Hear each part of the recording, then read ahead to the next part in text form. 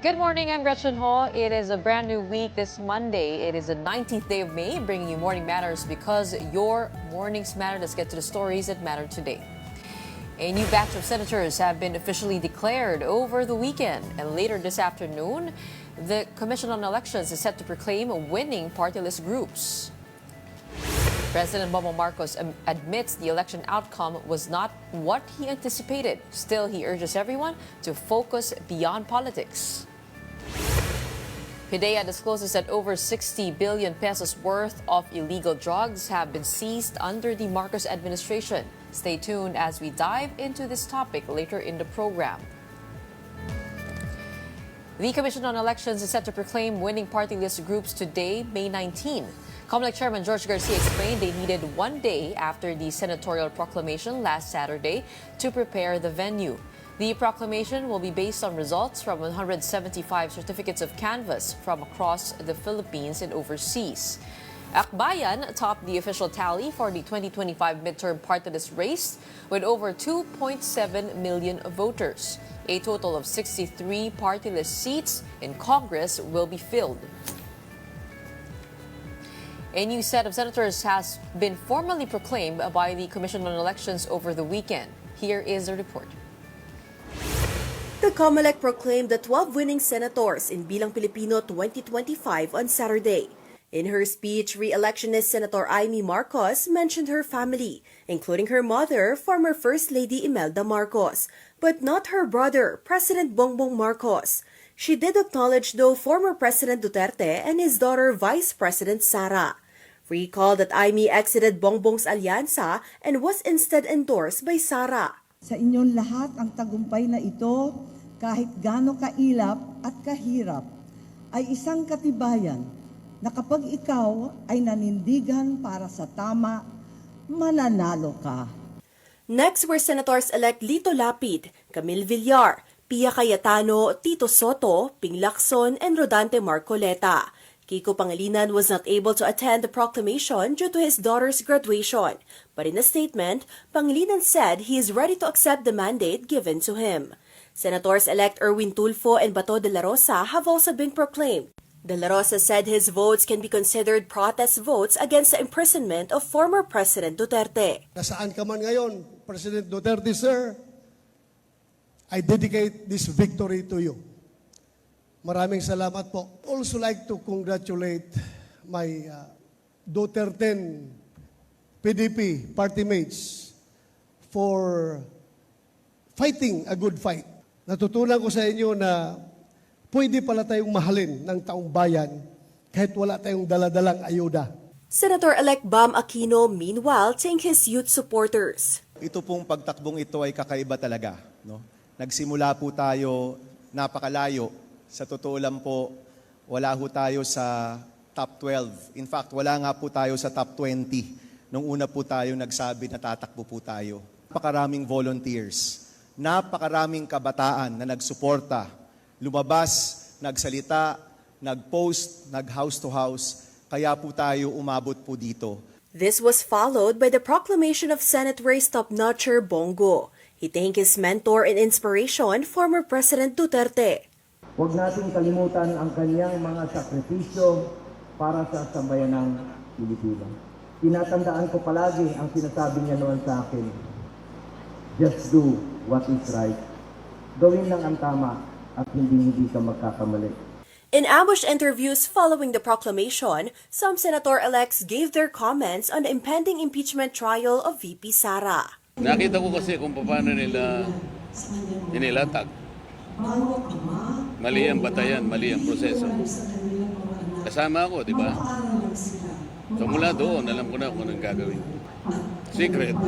Palagay ko yung katibayan ng maghahari sa lahat. Wala pang paglilitis, wala pang pinapakitang ebidensya hanggang talagang magkaroon ng mga katibayan na makakapagkumbinsi sa atin, hindi naman maaaring magsalita. Paano ka no-convict kung wala namang ebidensya? O napakawik ng ebidensya? Ngayon, paano ka mag-a-acquit kung napakatibay naman na ebidensya? So dapat evidence-based, lagi nakabase sa ebidensya. Vice President Sara Duterte says she is prepared for her impeachment trial, declaring she wants a, quote, bloodbath. Duterte vowed to face the process head-on regardless of the outcome. She added that her legal team is now in, quote, full throttle, exploring all possible remedies to defend her case. The Vice President also said she has already made peace with whatever verdict the Senate may hand down. But according to her, it is too early to predict how senators will vote as they have yet to examine all evidence. Lawyers, okay naman sila.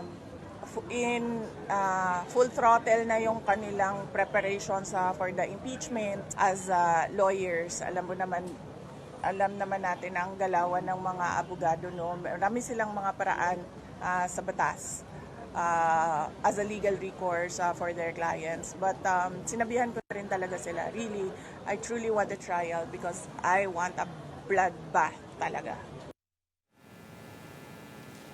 4 sets of siblings will be part of the 20th Congress. Now, these include Erwin Tulfo, who placed 4th in the Bilang Pilipino 2025 senatorial race. He will join his brother, Senator Raffy Tulfo.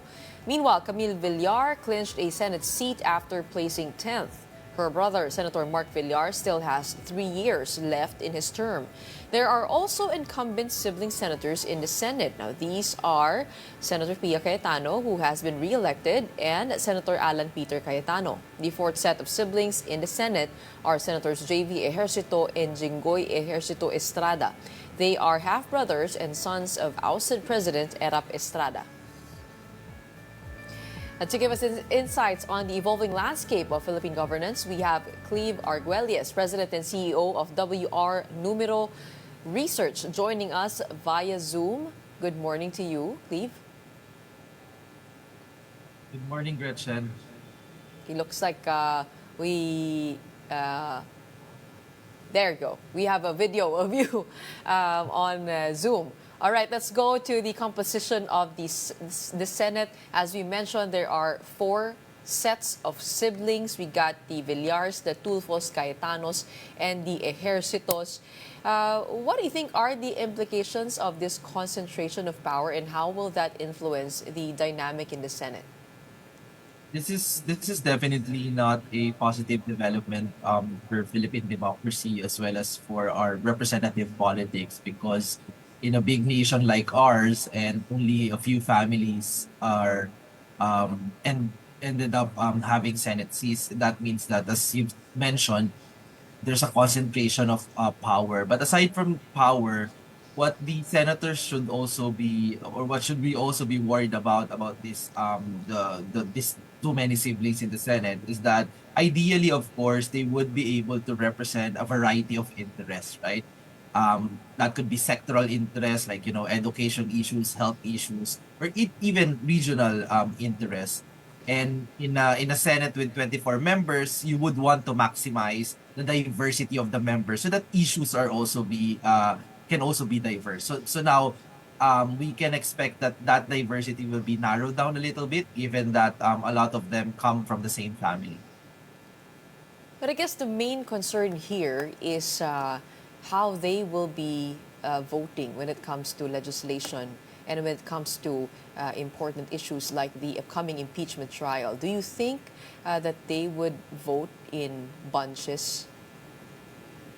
Oh, that's something that I don't expect them to do. I think what traditional political families would usually do in this case is to split their vote, right? Just to make sure that if national public opinion changes, then either family can, has an advantage, right? So maybe one of the siblings will vote to acquit or convict, but we'll never know how the trial would really go. But there's this tradition, if not current practice among political dynasties, among political families, that they sometimes do not necessarily align politically, especially on controversial issues such as, for example, the impeachment trial. Pagdating sa mga pamilya, what does this tell us about the voting preference of Filipinos? Is there a limit to putting family members in politics? Like, for example, with the Tulfos, 2 yung nahalal, pero si Ben nalaglag. Meron bang gano'n na parang may research ba kayo that tells us there's a limit to this and why we actually vote for members of the same family in politics? Right. Well, there are structural reasons, but also reasons specific to our voters. So, we actually run a survey in March 2024, and what we found is that for many Filipinos, it's quite acceptable that dynasties are elected into power. So, majority of our Filipino voters do not think that it's a problem that we elect dynasties into power, and I think this is one of the biggest arguments being made by dynastic politicians themselves. But the other interesting point or data in this particular survey is that we've also learned that Filipino voters do change their opinion depending on what types of political dynasties there are. So as you know, as for example in the Senate, you have two family members serving at the same time, but the other type of dynasties, there are other types wherein they succeed each other in one position. So for example, mayor position or governor position succeeding each other, or they could be serving at the same time as well, but in different positions. So someone is a mayor and then a relative is a congressman or a vice mayor, and then this different kinds of dynamics. And it appears that for Filipinos, the least acceptable type of dynasties is is a dynasty that serves together in the Senate. And that might explain what happened to Ben Tulfo. It probably was a last minute decision on the part of our voters, that they realized that they don't have to send two Tulfos to the Senate, and that would give us three members coming from the same family. So this has nothing to do with their leadership competence or assessing their capacity as senators, but rather the acceptability for Filipino voters has just something to do with the idea that it's just too much in a 24 member legislative body to have three, for example, or more than two coming at the same time. Maybe because it's a lot more competitive in the Senate, given there are only 24 seats up for grabs as compared to, let's say, the local government, where it is being framed as family members helping out each other, making it easier to govern, right? But I wanna get your insight on this. I mean, do the latest results say that political dynasties are more acceptable than celebrities running for office? Right. I think this has something to do more with the structural reasons of why dynasties perpetuate, right? So, for example, in a Senate race, it's always going to be, a question of national level awareness, and dynasties do have an advantage uh, because they're known nationally in terms of their political family names, right? You could argue the same for celebrities, right? But I guess that the changing media landscape may actually be changing also how advantageous is a celebrity background for a candidate is, right? I mean, traditionally, a decade ago, celebrities with TV background would have a definite advantage coming into a particular race, even in the Senate, right? But I don't think you can say the same now, wherein media landscape it's much more fragmented, right? Of course, a sizable number of Filipinos are still on television, but you also have other competing sources of media use now. So you have digital, for example, and then social media is playing a big role. So I don't think that it's a similar landscape in the past. So now celebrities cannot assume that they have that automatic advantage when they run for a Senate seat compared to in the past. That's what I'm seeing here. We have a more leveled playing field as celebrities lose their edge to digital, to the personalities who have gone viral on social media, I guess. I, I wanted to take a look at the statement of Sara Duterte. She said that she wants a bloodbath for the upcoming impeachment trial. Is this her declaring her confidence over the result, given the composition of the Senate? How do you read into that? Yeah, definitely between the past Senate and the incoming one, the new one. I definitely think that this renewed this renewed optimism and this renewed optimism on the part of the vice president is fueled by the fact that more allies of the vice president are coming into the Senate. So I think that definitely if you compare the two Senates, there's a more opportunity and a clearer pathway for her acquittal with the entry of new allies. And I think it's just coming from that. Not to mention that his allies, her allies rather, her allies not only got into the Senate and won the elections, but they won with a sizable number of support, right? So that could also explain the optimism and the this latest statement of Inday Sara. Okay, what is your forecast over the factions and alignments in the Senate? This is what we're watching out for right now. I think that the Duterte bloc, if we may call it them that way, right? I think that they will play a big role in choosing who the Senate president will be and how the Senate leadership will look like. So because just of the numbers that they have, right? And although, for example, you have returning senators Bam Aquino and Kiko Pangilinan also coming into the Senate, and will also play a big role in choosing the Senate leadership. I would expect that they will probably choose to be in the minority with Senator Risa Ontiveros, just because of their advocacies and their political positions on, for example, just the very big issue of Marcos Duterte infighting, right? So they probably wouldn't.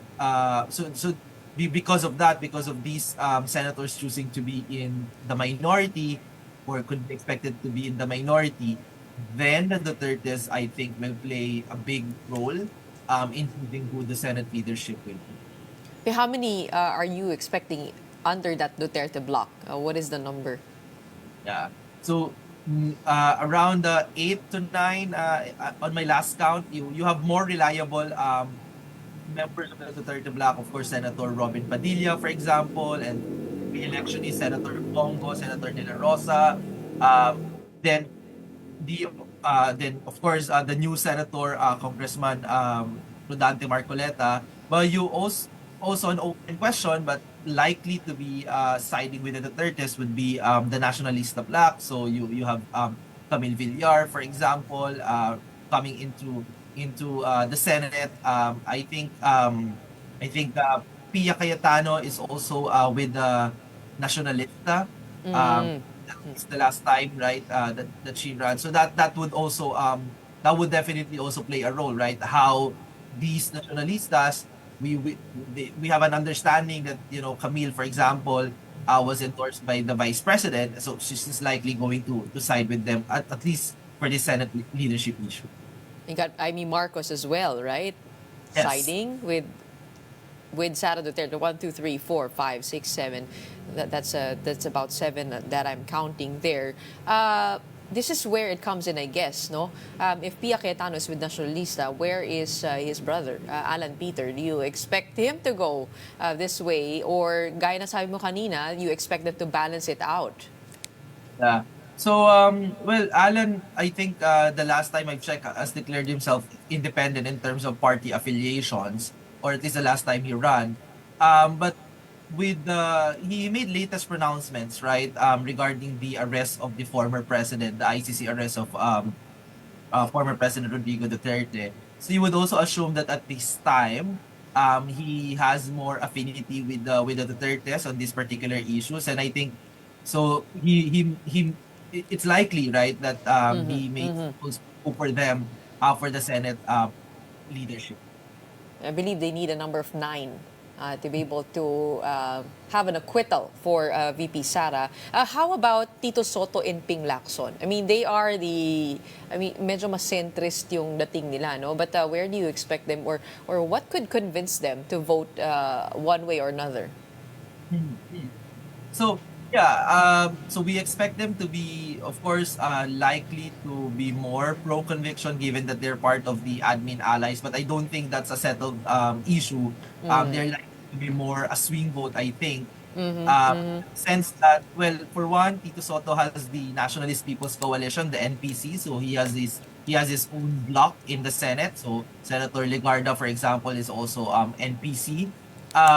But so I think that these swing senators are those senators that will rely mostly on how public opinion will develop as a result of the once the trial starts, in the sense that especially for Tito Sen and Ping Lacson, all of our senators are considered presidents and vice presidents in waiting, and therefore they're sensitive to national public opinion. If they have 2028 ambitions, if they're re-electionists in 2028, for example, these electoral incentives will definitely play a role in how they will conduct themselves in the trial. Well, both have spent a long time already in public service. It seems to me that they could be also focused on cementing their political legacies.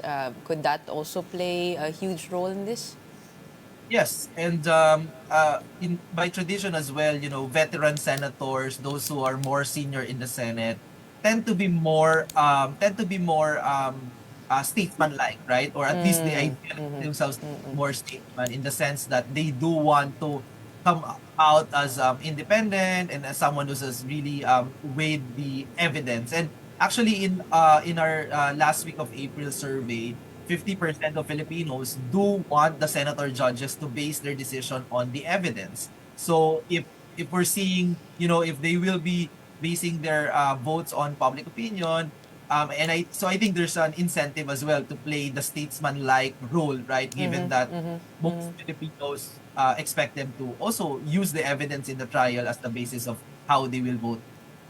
Okay, because I only have time for one more question, I wanted to ask you, how do you think the 3 years, the final 3 years of President Bongbong Marcos will look like? Will this be influenced heavily by the purview of 2028, the presidential elections? To get legislation done, what would be crucial for the president to be able to, have a good run for his final 3 years? So yeah, definitely I think 2028 will play a big role. It will be hanging above the heads of everyone in Malacanang and in Congress. As much as I don't want that, right? As a citizen, I do want them to focus on their duties first, but that's how the electoral incentives will work. In terms of the legislative agenda, I think the first order of business is to win the Senate leadership issue. If this goes, if the Senate leadership contest, for example, is decided on the favor of Marcos opposition, not his allies, then you know what the 3 years will look like, right? It will be hard for them to make the Senate work with the president's legislative agenda. The good thing is that the House appears to be safer. There are rumors that there might be changes in the House leadership. But the numbers, if you just look at the numbers, you would still expect that the president will have a strong influence in the legislative conduct of the House. It's the Senate who's going to be more challenging than usual. More the bigger battlefield. But as you mentioned, no, tama ka, no, si Pulong pinapatakbo ni Sara Duterte as House Speaker. It seems there is a challenge over in the House, but as you mentioned, dito tayo magtuon ng maglalagay ng pansin sa Senado. Okay, maraming salamat sa iyo for your insights today and for the wonderful discussion on the aftermath of the 2025 midterm elections. We have Cleve Arguelles, President and CEO of WR Numero Research. Thank you, Gretchen. Good morning. Morning. Well, don't go away. We'll be back with more right after the break.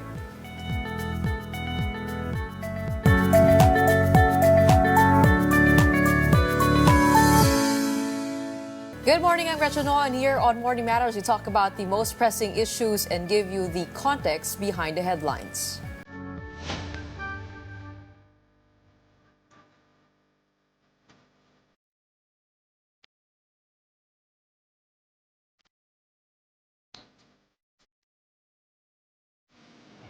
PDEA reports that illegal drugs valued at over 60 billion pesos were confiscated under the current administration. Now, according to PDEA, more than 15,200 kilos of shabu, cocaine, and marijuana were seized since July 2022. Up to 145,000 people, including around 9,000 high-value suspects, were arrested in more than 107,000 anti-narcotics operations. The PDEA said law enforcement agencies have also dismantled around 1,400 drug dens and 4 clandestine laboratories. Let's discuss that further with PDEA spokesperson Attorney Joseph Kalulut, now joining us via Zoom. Welcome to Morning Matters, Attorney. Hi, good morning, Gretch. Good morning to the viewers of Morning Matters. Okay, 60 billion pesos worth of drugs seized under the Marcos administration. Can you give us the context behind this number?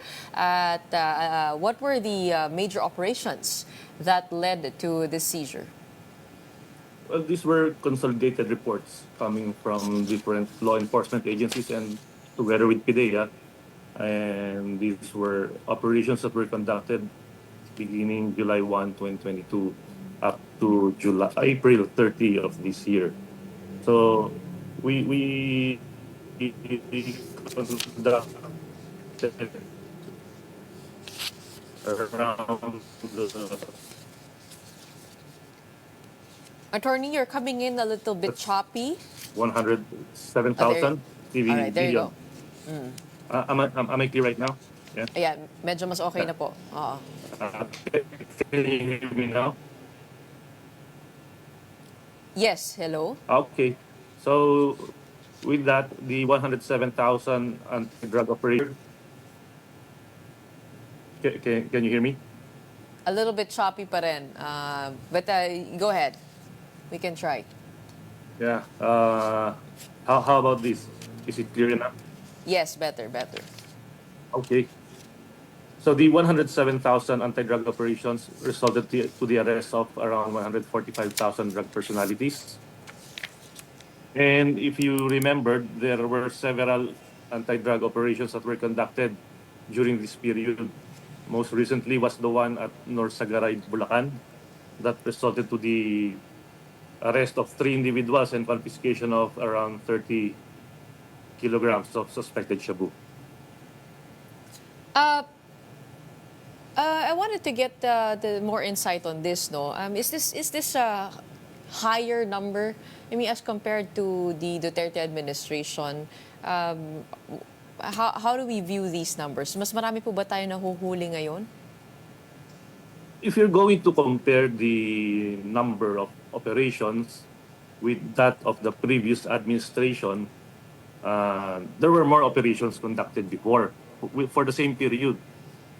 However, if we are going to look at the dismantled clandestine laboratories, there are also more clandestine drug laboratories that were dismantled before, covering the same period, but with regard to the volume or the value of dangerous drugs confiscated, mas marami po ngayon as compared to the previous administration. For the same period, we confiscated around 60 billion pesos worth of dangerous drugs. If you're going to compare that with the previous administration, that's around 32 billion pesos only. What led to the changes, to that significant increase in confiscations? There's the number of volume of confiscated dangerous drugs. Like, for example, for shabu, for the same period, for today, we confiscated around 7,700 kilograms of shabu. You compare that with the previous administration, that's only around 4,100 kilograms of suspected shabu. Same is true also with ecstasy. We have a lot of confiscated ecstasy pills that's amounting to 136,000 pieces of ecstasy. You compare that with the previous administration, that's around 24,000 confiscated ecstasy pills. Medyo malaki-laki po yung difference, no? Dahil po ba yan sa mas maraming nakakapasok na droga ngayon? Hindi naman po sa mas marami nakakapasok, but we concentrated more on the high impact operations. We also concentrated more on going after the big time drug syndicates. So looking at the numbers, kaya kung mas marami yung mga nakuha ho nating uh, suspected shabu. At the same time, we also intensified our activity anti-illegal drug operations in our airports. So that's why we were able to confiscate more ecstasy pills compared to the previous administration. Airports, paano po nakakalusot sa airport yun? Saan po They dinadaan? yeah, they tried to bring it in through mail and parcel. Yung ano po, yung baga baggage, no?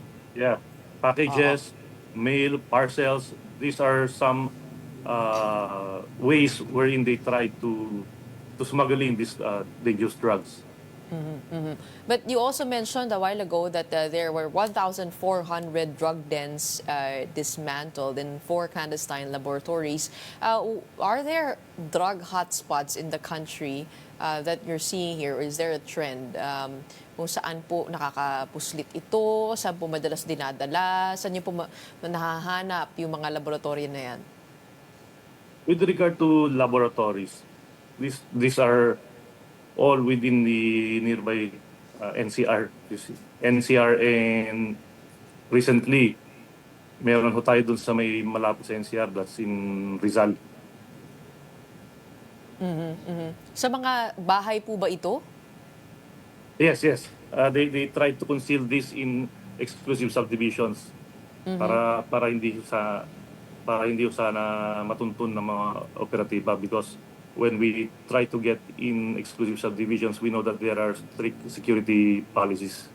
Okay. Attorney, I wanted to get your thoughts on the, I guess, the thing that is being said against the Marcos administration that ngayon talamak daw ang droga ever since umupo na si PBBM, nawala si President Duterte, ngayon umiikot na ulit, nawawala na yung takot nitong mga drug pusher na ito, ng mga big-time drug syndicates.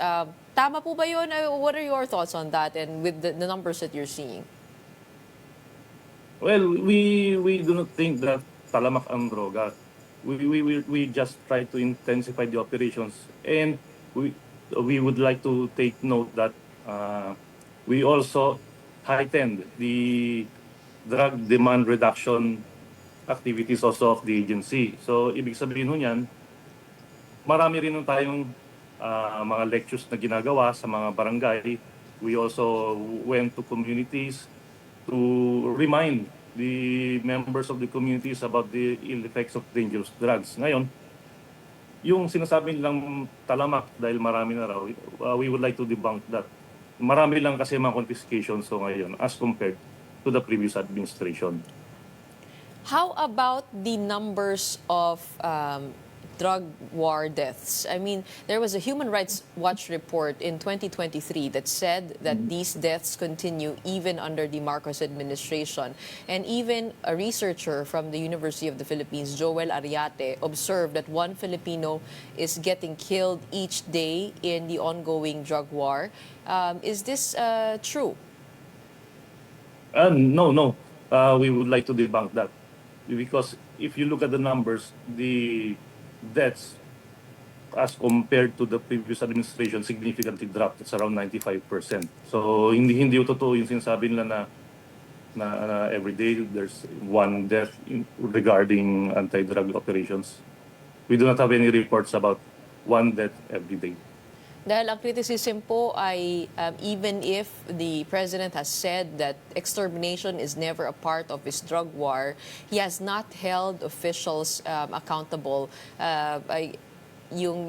Those who, or rather no legal action was taken against officials of the previous administration despite new evidence of abuses.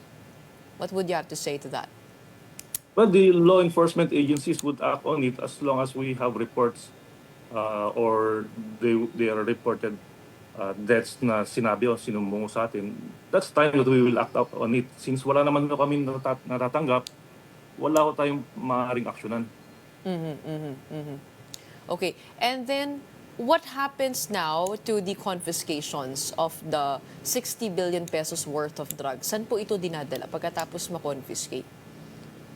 We are waiting for court orders for them to be destroyed. Actually, tomorrow we will be having our destruction of dangerous drugs. So there are several media outfits who would be invited to witness yung destruction ho ng dangerous drugs. So I do not yet have the exact figures, but that's around 1 ton or more of dangerous drugs to be destroyed tomorrow.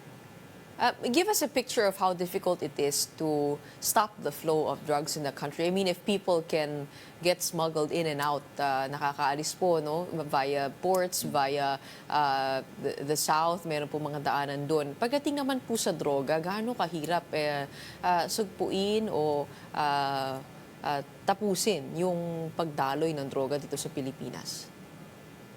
We have a very vast coastline, so napakahirap po bantayan yan. Kung makikita naman natin sa mapa, napapaligiran po tayo ng katubigan, ng karagatan. And we are always partnering with our Coast Guard, our Philippine Navy, our maritime group, for us to conduct security measures within that coastline. Aside from that, we also have the mail and parcels. They try to smuggle dangerous drugs through our airports also, through luggages. But Meron most of the naman time, tayong this is coming from which country? If it comes from the outside? When we talk about Shabu, this is coming from the Golden Triangle. So that's Burma. We have also Thailand, Myanmar, Laos. So dun sa area na yun. All right. The Marcos administration, as mentioned, has signaled a shift towards a more human rights-based approach, kind of drug war. How are we moving it concretely into that? Yes, we established regional public assistance desks. So members of the communities, especially those who are involved into illegal drugs, yung mga users so natin, they can go to the nearest PDEA regional office to get assistance. Anong ginagawa po natin dyan? We assist these individuals to file petitions in court for them to undergo rehabilitation. That is one of the steps conducted by the Marcos administration to help when it comes to humane approach and to also assist the users for them to undergo rehabilitation. Do we have enough rehabilitation centers now? Yes, we have enough rehabilitation centers in the country. In fact, yung sa Nueva Ecija, hindi pa fully occupied yun eh. So we have a lot of rehabilitation centers, and not all of these individuals need to undergo intensified rehabilitation because some can just undergo counseling. So meron ho tayong mga outpatient users. Okay. You mentioned a while ago that the difference here with the approach is that you are going for more big-time drug syndicates. Meron din po ba kayong nakikitang mga parang pattern or katulad nung previous administration, meron silang mga matrices, ano? Kayo rin po ba ay may ganun? At saan po or sino-sino po ang parte nun? Yes, we have a matrix. We have matrices. That's why the several operations being conducted right now, magkakakonect po yung iba dyan because of our intelligence operations. With regard to the persons involved, we cannot divulge it right now since we are still conducting follow-up operations for the other operations that we held the past months. Maiilan lang po bang major supplier sa Pilipinas or talagang marami ito? We cannot divulge that right now, but there are some. There are also some foreign individuals involved. Could this also be linked to POGOs, the POGO operations in the past? we are looking into that since there are several Chinese individuals involved. So we are also trying to look into that matter. How about the recent kidnappings? Is that also linked to the drug war and to these syndicates? With regard to kidnappings, we do not see any connection between PIDEA operations and kidnapping. So probably that might be related to some pogo traders. And in the recent elections, meron po bang link to some people in power? O may nakikita po ba kayong ganon na anggulo? For now, none. However, there are some, let us say, Mayor-elect Kerwin Espinosa, who publicly declared that he was once involved in dangerous drugs. So we all know that he won during the last elections. But we would just like to remind every individual that Republic Act 9165, or the law, the Comprehensive Dangerous Drugs, applies to all. So regardless if you're an elected official or not. And how do you enforce the strict hand of the law without breaking the limits? The former president always said na yun lang yung paraan na nakikita niya para matakot itong mga drug pusher na ito. Paano natin sinisiguro na ganun pa rin ang pamamalakad sa ngayon while still being humane? Well, as the president said, we should respect human rights. And one of these is the strict implementation or strict use of the body-worn camera, especially during the implementation of searches. This would ensure that the operation is legitimate, the evidence that were confiscated or seized, the integrity would be secured. So this is one of the measures being implemented by the agency. Okay, we hope that we do get down to the bottom of those links in terms of the drug war. Sana malaman din po namin sa media when you do have those successful operations. In the meantime, maraming salamat po for giving us more details into that. We have PIDEA spokesperson attorney Joseph Kalulut. Thank you, Gretchen. Morning. Stay tuned. Morning Matters will be back right after a short break.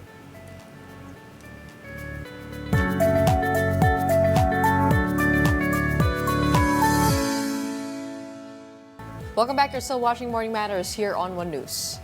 Vice President Sara Duterte reveals she wants her brother, Representative Pulong Duterte, to run for House Speaker. Duterte shared that she even suggested it to him directly, though he has yet to respond. She said her brother may still be weighing his chances of winning the speakership. The Vice President also advised him that if he loses, he should consider taking the minority leader role instead. However, she clarified she has no official candidate for Speaker or Senate President. Sinabihan ko si Congressman Pulong. Sabi ko sa kanya, baka gusto mo lumaban ng speaker. Hindi man siya sumagot. Hindi siya sumagot. Iniisip din niya siguro yung chances niya na manalo. Sinabi ko sa kanya, kung hindi ka manalo ng speaker, then kunin mo yung minority. Diba? But wala pa siyang sagot. President Bongbong Marcos says he expected different election results, but he insists it is time to set politics aside. Here is a report. Of the 6 senators who won under Alyansa para sa Bagong Pilipinas, only one attended the Thanksgiving party held on May 17 at their headquarters in Mandaluyong. Only Senator Lito Lapid showed up. He expressed his gratitude to everyone. President Bongbong Marcos was also present during the event. He openly admitted that he had hoped for better election results, but insisted that now is the time to put politics aside for the good of the nation. Wish we had better results, but we live to fight another day. Now it's time, I think, to put all the politics aside. It's time to put all of the issues that were raised during election. He emphasized that the focus should now shift to critical issues like education, agriculture, and the urgent need to lower food prices, especially with only 3 years left in his term. Sana naman, ako lagi kong binibilang ang araw na natitira sa term ko at kailangan matapos natin yung mga nasiguraan natin. The president also expressed his appreciation to the media for providing candidates with a platform to broadcast their messages. Alam namin na napaka-importante ng inyong ginagawa.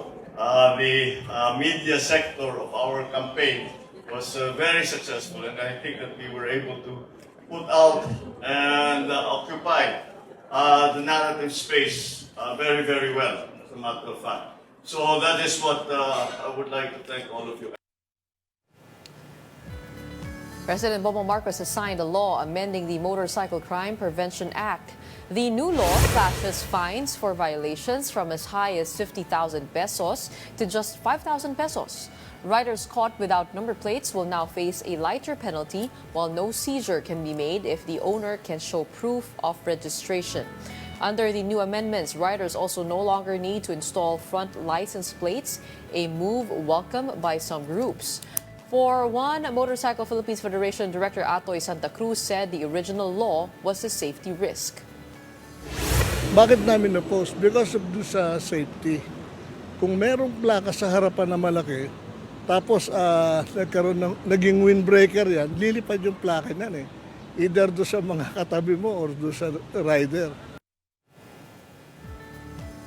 Let's talk about the amended Motorcycle Crime Prevention Act with Motorcycle Philippines Federation Director Atoy Santa Cruz, who joins us on the line. Sir, welcome to Morning Matters.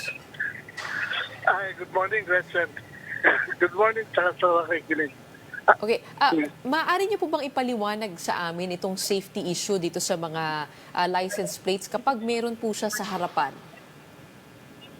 Yung kasi yan, alam mo, talagang ang Motorcycle Philippines, kinontest namin noon pa yan.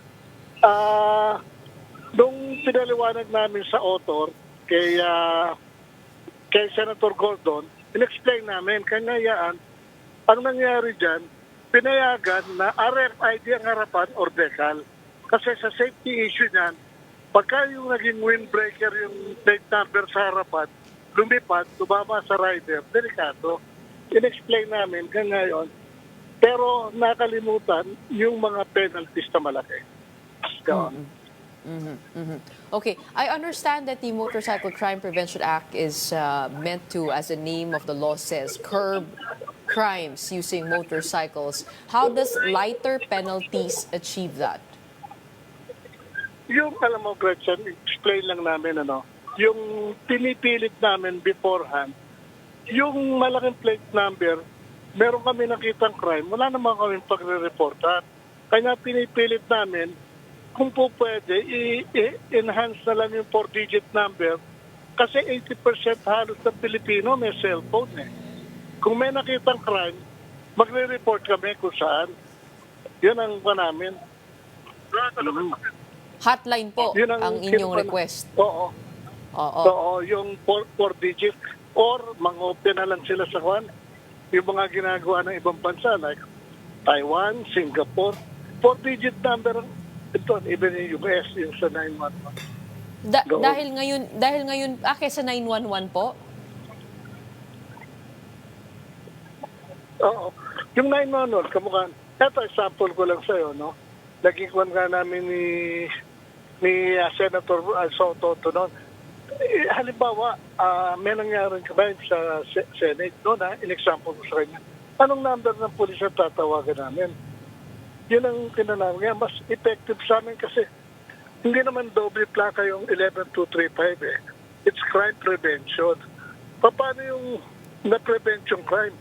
Nakapamaril na yung tao tsaka ka lang magre-report ng number. Diba? Oo nga po eh. Kaya nga po, yun nga po yung tanong ko, no? Paano po nakakatulong yung lighter penalties sa pag-deter ng crime?